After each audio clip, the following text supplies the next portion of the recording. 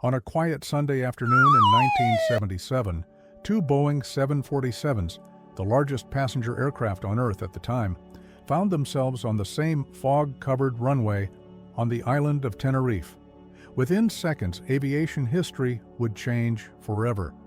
This is the story of how miscommunication, fog, pressure, and one seemingly small decision led to the deadliest aviation accident the world has ever seen. A disaster so catastrophic that it reshaped global aviation rules and the way pilots communicate even today. If you've ever wondered why pilots speak the way they do, why cockpit hierarchies changed, or why modern airports run the way they do, it all connects back to this single moment. And it started with a bomb. Today, we dive deep into the crash of KLM Flight 4805 and Pan Am Flight 1736, a chain of events so unlikely that no one could have predicted it, yet so preventable that it became the turning point for worldwide aviation safety. Make sure to like, subscribe, and hit the bell if you want more incredible, in-depth aviation documentaries just like this one. Now, let's go back to March 27, 1977, and the day everything went wrong. Section 1. The day begins. It was supposed to be an ordinary day. Both flights were scheduled to land at Las Palmas Airport in the Canary Islands, one arriving from Amsterdam, the other from Los Angeles via New York. The KLM aircraft, a 747 named Rien, carried 234 passengers and 14 crew members. The captain, Jacob Veldhuizen van Santen, wasn't just any pilot. He was KLM's chief flight instructor, the face of the airline's advertising, and one of the most respected pilots in the world. The Pan Am aircraft, Clipper Victor, was an iconic name, the very first Boeing 747 delivered to an airline.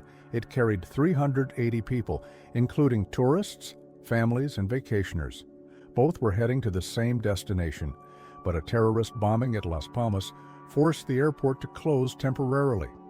And that decision, to divert all incoming flights, would lead both 747s to a much smaller airport, Tenerife's Los Rodeos. Section 2.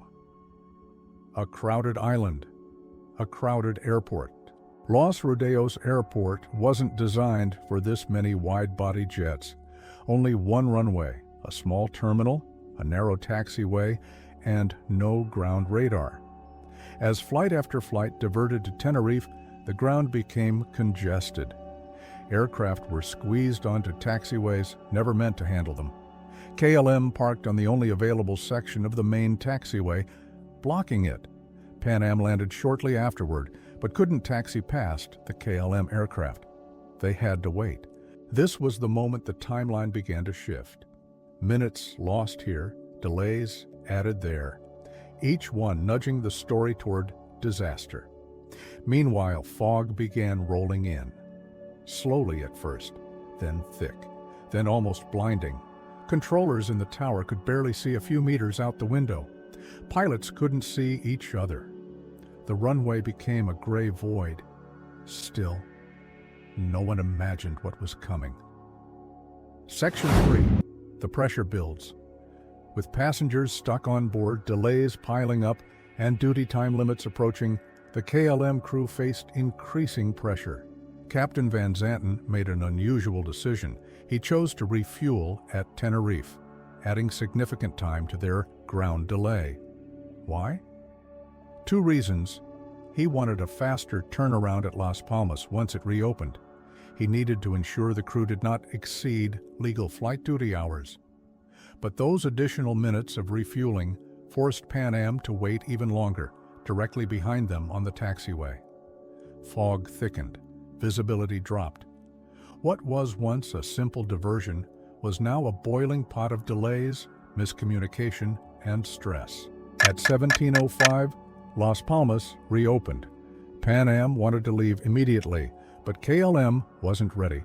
The Pan Am captain, Robert Bragg, later said, "If they didn't take on fuel, we wouldn't have been there." Every decision was becoming a link in an invisible chain. Section 4. The fog and the fatal taxi. The tower ordered Pan Am to taxi down the runway, exit via the third taxiway, and loop around to take off. But there was a problem. The taxiways weren't marked clearly. Fog made visibility nearly zero. The Pan Am crew couldn't identify the exits. They questioned each one. Meanwhile, KLM had taxied into position at the end of the runway. They were ready for takeoff, or so they thought. And then came the transmission that would become one of the most analyzed recordings in aviation history. The KLM captain said, "We're going." He pushed the throttles forward, but ATC hadn't cleared them for takeoff. Pan Am was still on the runway. At that exact moment, two radio transmissions overlapped, one from Pan Am, one from the tower, causing a heterodyne, a squeal of noise rendering the message unreadable. KLM did not hear the crucial phrase, "Stand by for takeoff." In the cockpit, the first officer hesitated. "Wait, we don't have clearance," he said. But the captain insisted. "Yes, I know. Go ahead, check it." He was already accelerating. The fog swallowed everything. Pan Am couldn't see KLM.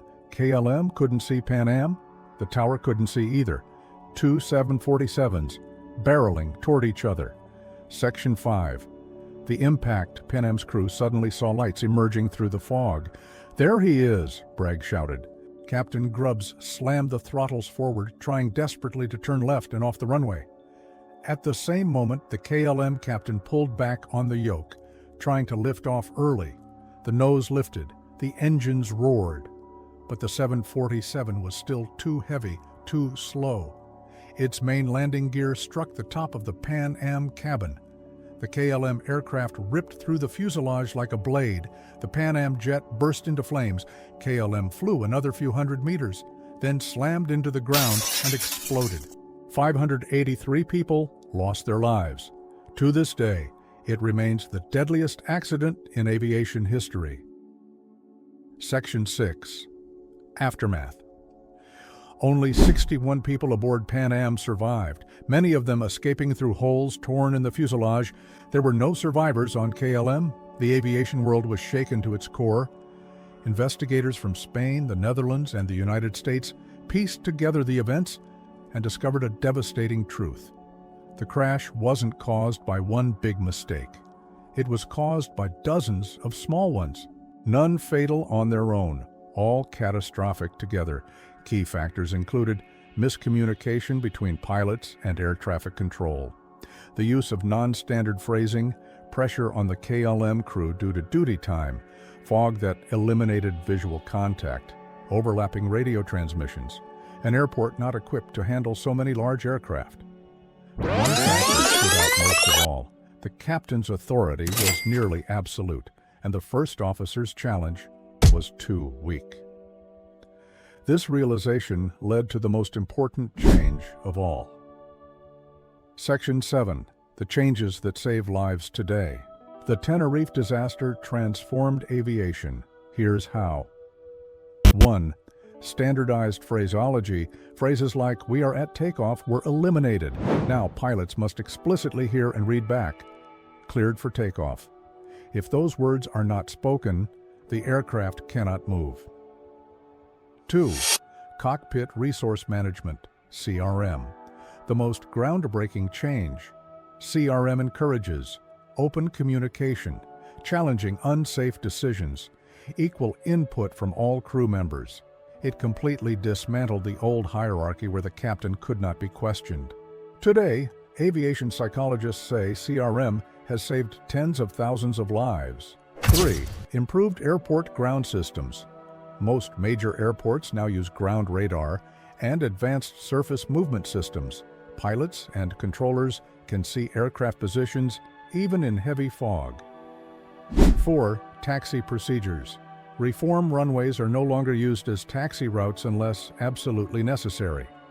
5. Better ATC communication rules. Overlapping transmissions must be suspected whenever communication suddenly becomes unclear. All of these changes trace back to Tenerife. Section 8. Legacy. The disaster at Tenerife is more than a tragedy. It is a lesson. A reminder that aviation is built on precision, communication, and teamwork. Today, pilots around the world study Tenerife during their training. They analyze every second, every mistake, every warning sign, because the best way to honor those who were lost is to ensure it never happens again. Thank you for watching this in-depth documentary on the flight that changed aviation forever. If you found this video informative, make sure to like, comment, and subscribe for more aviation stories that shaped our skies. And tell us in the comments, which crash or incident should we cover next? This is Air, signing off. Stay safe and keep flying high.